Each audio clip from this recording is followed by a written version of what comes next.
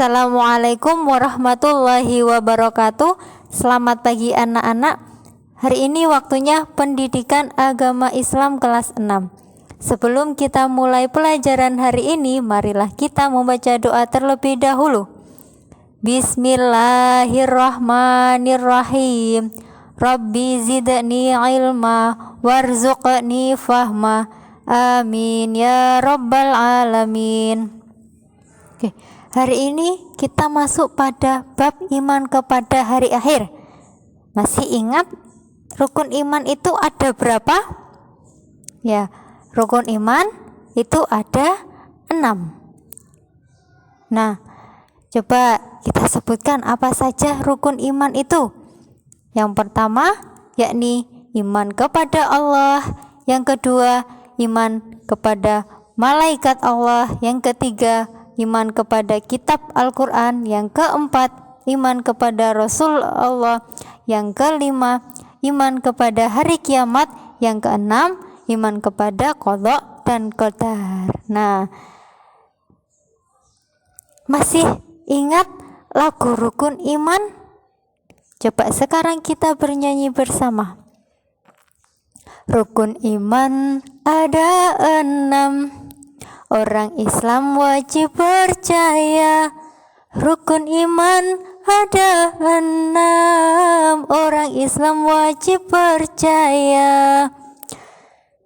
Percaya kepada Allah, percaya pada malaikat, percaya kitab Al-Quran, percaya Nabi Rasulnya, percaya hari kiamat, dan percaya qadha dan qadar.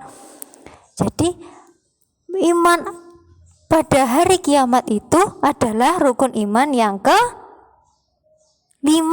Ya, adalah rukun iman yang ke-5. Oke.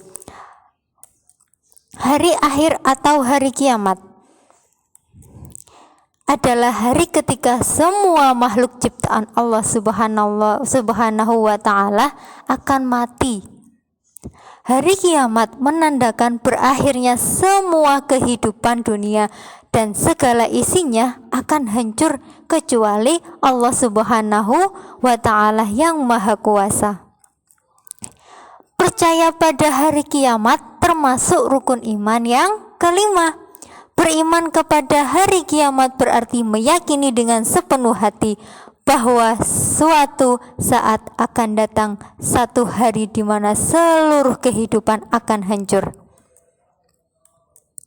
Meyakini adanya hari kiamat.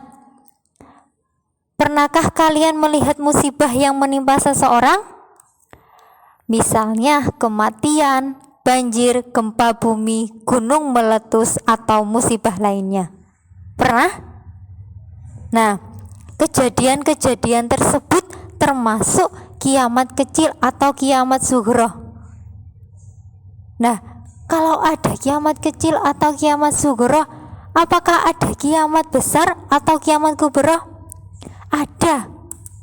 Kiamat besar atau kiamat kubra adalah peristiwa hancurnya seluruh alam semesta beserta isinya.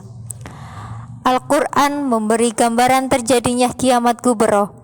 Pada hari itu, bumi diguncangkan dengan dahsyat dan mengeluarkan segala isinya. Tidak ada satupun makhluk hidup yang dapat bertahan hidup ketika kiamat kubra terjadi, kecuali Allah Subhanahu wa ta'ala yang maha kekal. Nah, selanjutnya seluruh makhluk akan dibangkitkan kembali dan mulai memasuki alam baru yang kekal, yaitu alam akhirat. Di dalam alam akhirat manusia akan mengalami beberapa kejadian sampai akhirnya ditempatkan di tempat yang sesuai dengan perbuatannya ketika hidup di dunia. Orang yang beriman kepada Allah Subhanahu wa ta'ala akan ditempatkan di surga. Kemudian orang yang ingkar kepada Allah Subhanahu wa ta'ala akan ditempatkan di neraka. Nah, nama-nama lain hari akhir atau hari kiamat. Yang pertama Yaumul Ba'ats, yang kedua Yaumul Masyar, yang ketiga yaumul hisab, yang keempat yaumul jaza, dan yang kelima yaumul mizan.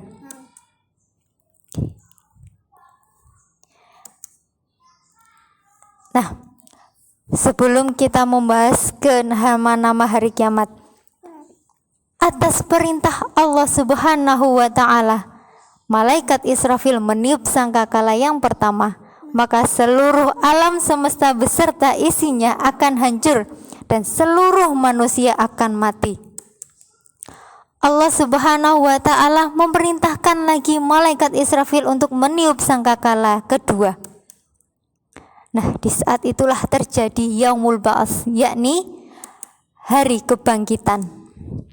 Hari dibangkitkannya manusia dari alam kubur, kemudian seluruh manusia yang telah mati berabad-abad lamanya dan telah menjadi tanah sekalipun, dengan kekuasaan Allah Subhanahu wa ta'ala akan hidup kembali untuk menerima balasan atas semua perbuatannya di dunia. Selanjutnya, setelah yaumul ba'ats terjadilah yaumul masyar.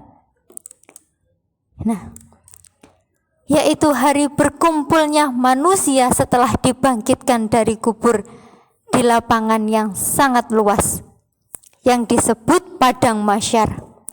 Di tempat inilah Allah Subhanahu wa ta'ala memperlihatkan amal perbuatan yang pernah dilakukan manusia selama hidup di dunia.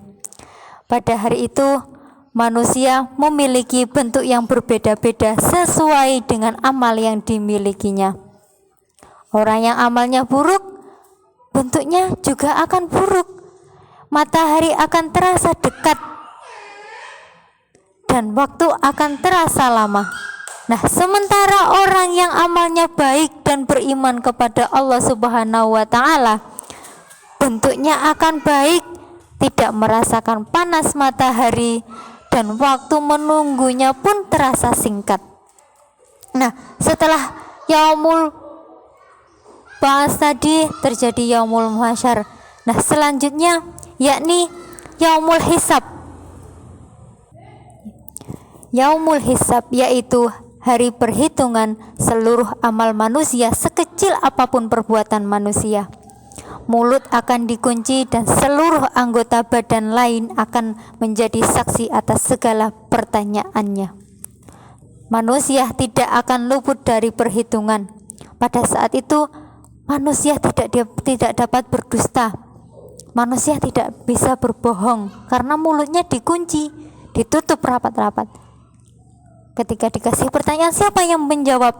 Anggota tubuh dia, badan dia yang akan menjawab. Tangannya selama di dunia digunakan untuk apa saja?